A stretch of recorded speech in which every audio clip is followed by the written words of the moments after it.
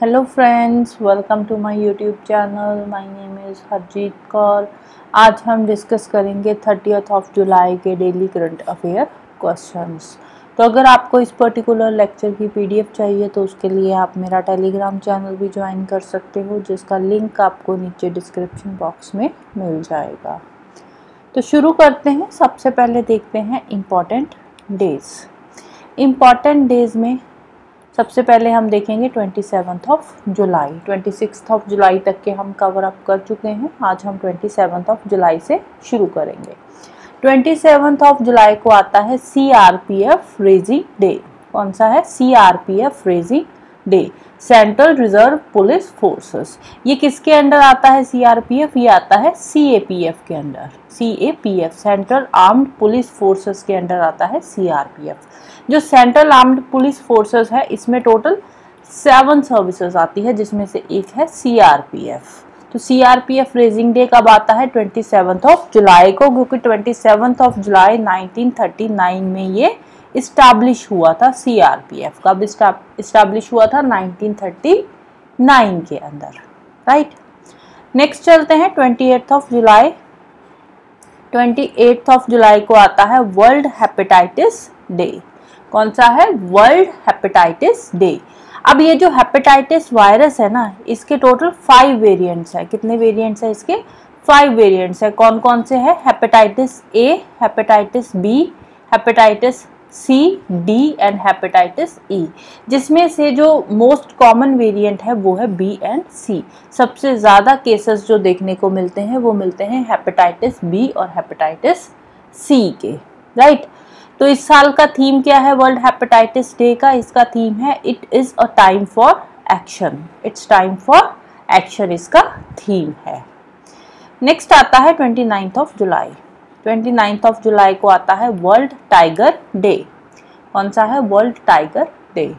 अब जो टाइगर है, टाइगर का साइंटिफिक नेम क्या है? Panthera tigris. अब जो टाइगर है इसकी पॉपुलेशन कम हो रही है, तो इसकी कंजर्वेशन की ज़रूरत है। तो इसकी कंजर्वेशन से रिलेटेड ये डे जो है वो सेलिब्रेट किया जाता है। नाम है वर्ल्ड टाइगर डे। नेक्स्ट आता है 30th ऑफ जुलाई, यानी कि आज कौन सा डे है? आज है international friendship day. International friendship day, internationally brotherhood को प्रमोट करना, यूनिटी को प्रमोट करने के लिए इंटरनेशनल फ्रेंडशिप डे जो है वो सेलिब्रेट किया जाता है। कब? 30th ऑफ जुलाई को। इसका थीम क्या है? इस साल का थीम है embracing diversity fostering unity. Embracing diversity fostering unity, ये इसका थीम है। अब नेक्स्ट चलते हैं एक इम्पॉर्टेंट डे पे, जो कि कब था? 27 ऑफ जुलाई को था। इम्पॉर्टेंट डे है। कौन सा डे है? 27 ऑफ जुलाई को death anniversary of doctor APJ Abdul Kalam. Doctor APJ Abdul Kalam ji की डेथ एनिवर्सरी आती है 27 ऑफ जुलाई। 27 ऑफ जुलाई 2015 में इनकी डेथ हुई थी। ये एक लेक्चर दे रहे थे जिसके टाइम पे इनको हार्ट अटैक आया और उसी टाइम पे इनकी डेथ हो गई थी 2015 के अंदर। तो 27 ऑफ जुलाई को आती है death anniversary of doctor APJ Abdul Kalam. अब इनका फुल नेम क्या है? APJ फुल नेम क्या है? अबुल पाकिर जैनुलबदीन अब्दुल कलाम। अबुल पाकिर जैनुलबदीन अब्दुल कलाम, ये इनका फुल नेम है। ये इंडिया के 11th प्रेसिडेंट बने थे और इनको मिसाइल मैन ऑफ इंडिया के नाम से भी जाना जाता है, क्योंकि इन्होंने इसरो में बहुत साल काम किया है। ये साइंटिस्ट थे हमारे इंडिया के, तो इसीलिए इनको मिसाइल मैन ऑफ इंडिया भी बोला जाता है। बहुत सारे अवार्ड से इनको सम्मानित किया गया है, जिनमें से कुछ फेमस अवार्ड है जैसे कि Padma Bhushan, Padma Vibhushan, Bharat Ratna, highest civilian award है इंडिया का। भारत रत्न से भी इनको सम्मानित किया गया है। Indira Gandhi award for national integration, Von Braun award, ये जो साइंस इसरो देती है, वॉन ब्राउन अवार्ड जो है, तो ये इंस्टीट्यूट ऑफ साइंस देती है, इसरो नहीं देती। तो वॉन ब्राउन अवार्ड साइंस के फील्ड में इनको मिला है। तो इसके अलावा और भी बहुत सारे अवार्ड्स हैं जिनसे इनको सम्मानित किया गया है। ये कुछ इंपॉर्टेंट अवार्ड्स हैं जो इनको दिए गए थे, राइट। नेक्स्ट चलते हैं क्वेश्चंस पे। आज का फर्स्ट क्वेश्चन है name the 43rd UNESCO world heritage site. 43rd UNESCO world heritage site कौन सी है इंडिया की, राइट। ये इंडिया के पर्सपेक्टिव में बात हो रही है। तो इंडिया की 43rd UNESCO world heritage site कौन सी है जिसको अभी रिसेंटली लिस्ट में ऐड किया गया है? तो उसका नाम है चिरायदियो मुआइदम। नाम क्या है? चिरायदियो मुआइदम। कौन सी स्टेट में है ये? तो ये है असम स्टेट के अंदर। कौन सी स्टेट में है? असम स्टेट के अंदर। और ये जो है ये नॉर्थ ईस्ट इंडिया की और असम की पहली कल्चरल साइट है जिसको यूनेस्को वर्ल्ड हेरिटेज साइट में ऐड किया गया है। तो कौन सी साइट है ये? ये एक कल्चरल साइट है। इसके अलावा जो असम है, असम के अंदर total 3 UNESCO world heritage sites है। थर्ड आ गई चिरायदियो मुआइदम। तो दूसरी 2 कौन सी है? एक है काजीरंगा नेशनल पार्क और दूसरी है मानस वाइल्ड लाइफ सेंचुरी। और ये दोनों जो साइट्स है ये कौन सी साइट्स है? ये है नेचुरल साइट्स। ये नेचुरल साइट्स है जिसको वर्ल्ड हेरिटेज साइट्स की लिस्ट में, यूनेस्को वर्ल्ड हेरिटेज साइट्स की लिस्ट में ऐड किया गया है। ये नेचुरल साइट्स है और ये कल्चरल साइट है। असम की भी पहली कल्चरल साइट है और नॉर्थ ईस्ट इंडिया की भी पहली कल्चरल साइट है जिसको यूनेस्को वर्ल्ड हेरिटेज साइट्स की लिस्ट में ऐड किया गया है। अब इस बार जो वर्ल्ड हेरिटेज कमेटी की मीटिंग हुई थी वो इंडिया के अंदर ही हुई थी। इसको होस्ट किसने किया था? इंडिया ने किया था और फर्स्ट टाइम इसको इंडिया ने होस्ट किया था। इंडिया में कहाँ पे हुई थी? न्यू दिल्ली में भारत मंडपम में के अंदर ये हुई थी मीटिंग। और ये मीटिंग की शुरुआत होती है 21 जुलाई से। 21 जुलाई से ये मीटिंग शुरू हो गई थी और कब तक चलेगी? ये 31 जुलाई तक चलेगी। कल को ये जो मीटिंग है वो ख़त्म हो जाएगी। 21 जुलाई को शुरू हुई थी तो कब तक चलेगी? 31 जुलाई तक ये मीटिंग चलेगी, राइट। अब ग्लोबली अगर हम बात करें number of world heritage sites की तो इंडिया की 6th पोजीशन है। Number of world heritage sites की बात करें तो सबसे ज़्यादा जो number of world heritage sites है वो कौन सी कंट्री में है? वो इटली के अंदर है। कितनी है? 60 वर्ल्ड हेरिटेज साइट्स है, फॉलोड बाय चाइना। चाइना में कितनी है यूनेस्को वर्ल्ड हेरिटेज साइट्स? तो चाइना के अंदर 59 वर्ल्ड हेरिटेज साइट्स है। इंडिया की 6th पोजीशन है। इंडिया के अंदर कितनी हो गई है? 43 UNESCO world heritage sites India के अंदर है और ग्लोबली 6th पोजीशन पे है इंडिया, राइट। अब ये जो साइट ऐड करी गई है ये एक कल्चरल साइट है तो इंडिया के लिए ये एक इम्पॉर्टेंट कल्चरल अचीवमेंट है। ये जो मुआइदम्स है, Moidam the mound burial system for the Ahom dynasty. Moidam क्या है? ये माउंट बरियल सिस्टम है अहोम डायनेस्टी। अहोम डायनेस्टी के जो रॉयल फैमिलीज थी तो उनको यहाँ पे बरी किया गया है मुआइदम्स में, राइट। यहाँ पे मुआइदम्स क्या है? जैसे कि पिरामिड्स होते हैं उसी तरह के है। ये एक माउंट सी होती है, इस तरह की माउंट शेप का होता है। तो इसको ऐड किया गया है यूनेस्को वर्ल्ड हेरिटेज साइट के अंदर। ये क्या है? ये एक बरियल साइट है अहोम डायनेस्टी की, राइट। अहोम डायनेस्टी की ये एक बरियल साइट है असम के अंदर। नाम याद रखना है मुआइदम्स। नाम क्या है? मुआइदम्स।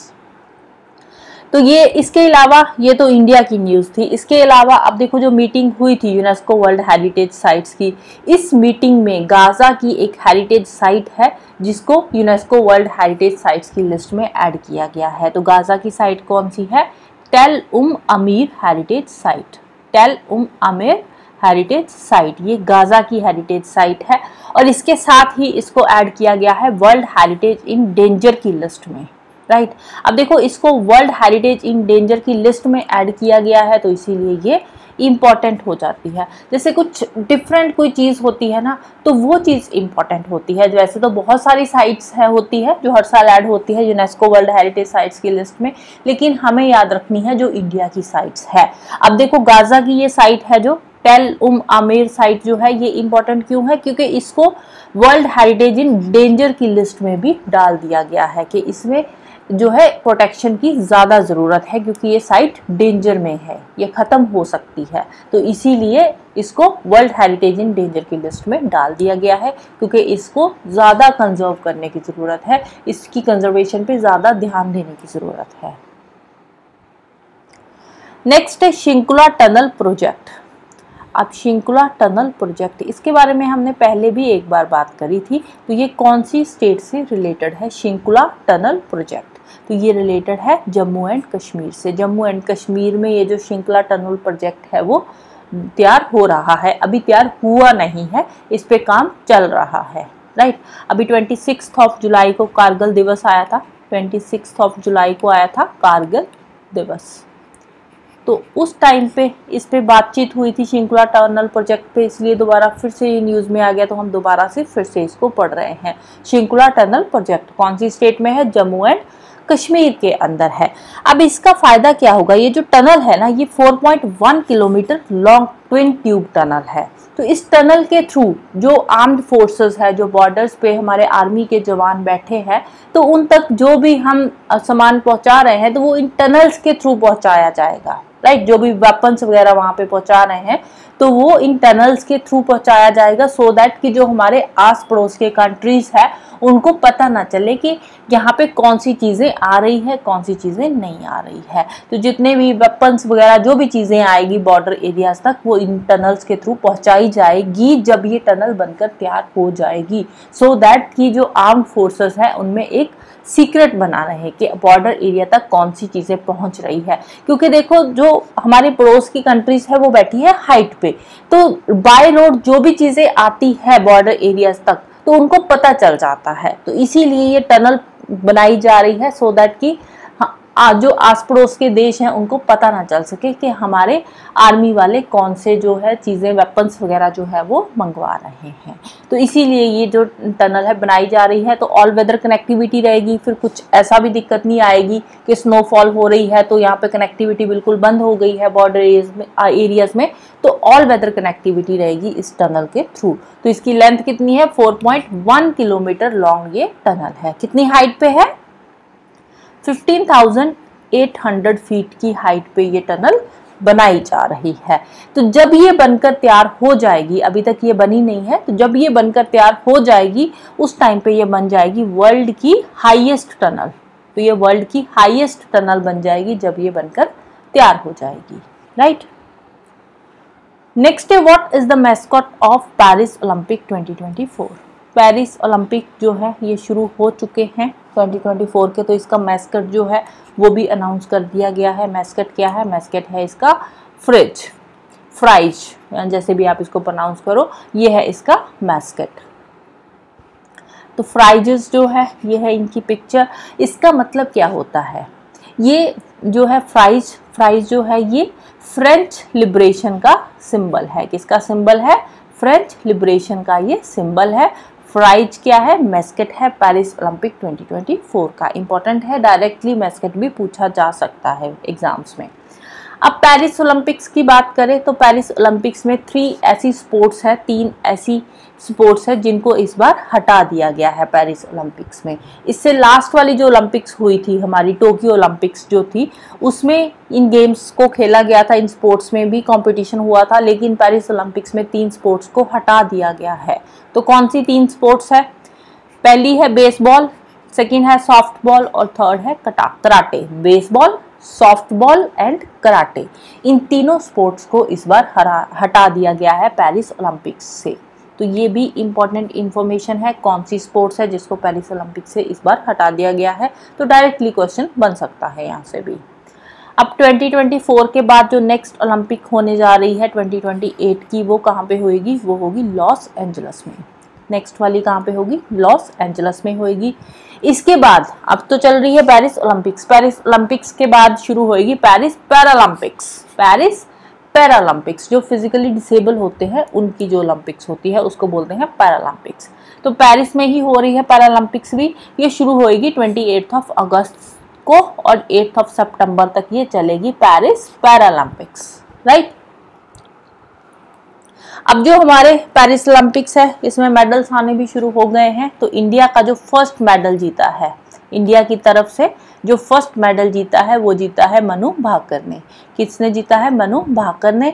तो ये शूटर है, तो इन्होंने ब्रॉन्ज मेडल जीता है women's 10 metre air pistol category के अंदर। कौन सा मेडल जीत कर लाई है? ये ब्रॉन्ज मेडल जीत कर लाई है, और इनका जो मेडल है वो इंडिया का फर्स्ट मेडल है पेरिस ओलंपिक्स का, राइट। नेक्स्ट चलते हैं, मिलिट्री एक्सरसाइज है, नाम क्या है, खान क्वेस्ट 2024। मिलिट्री एक्सरसाइज है, नाम है खान क्वेस्ट 2024।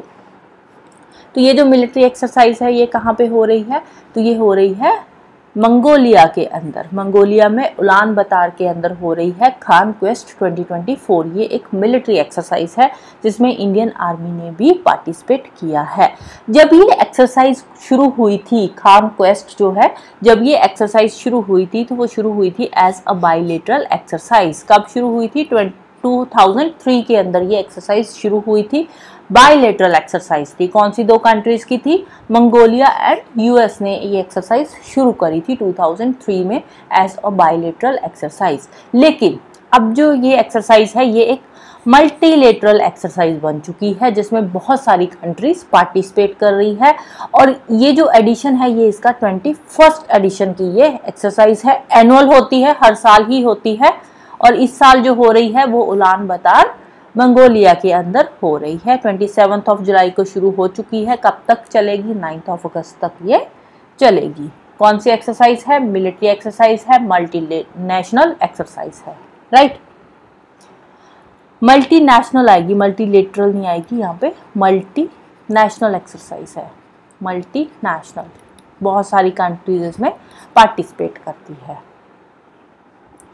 नेक्स्ट है निगरानी, निगरानी initiative started in which state. निगरानी इनिशिएटिव जो है ये रिसेंटली स्टार्ट किया गया है टू कॉम्बैट ड्रग्स। किसके लिए शुरू किया गया है, टू कॉम्बैट ड्रग्स, जो नशे होते हैं उनको हटाने के लिए, उनको कम करने के लिए इनिशिएटिव शुरू किया गया है। नाम क्या है, निगरानी।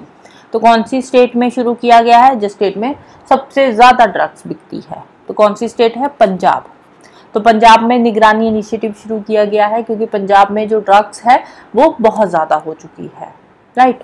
तो वहाँ पे ये निगरानी इनिशिएटिव शुरू किया गया है। पंजाब के कौन से डिस्ट्रिक्ट के अंदर ये शुरू किया गया है, तो ये शुरू किया गया है पंजाब के बठिंडा डिस्ट्रिक्ट के अंदर शुरू किया गया है। इसमें क्या होगा, इसमें जो चौकीदार होते हैं उनको कनेक्ट किया जाएगा जो लोकल पुलिस स्टेशन है उनके साथ, सो दैट कि जो लोकल चौकीदार है उनको लोकल एरिया में कोई भी इंफॉर्मेशन मिलती है तो वो डायरेक्टली लोकल पुलिस स्टेशन में बात पहुंचा सके। इसीलिए ये निगरानी इनिशिएटिव शुरू किया गया है। नेक्स्ट है गूगल सीईओ। गूगल के जो सीईओ है कौन है, सुंदर पिचाई।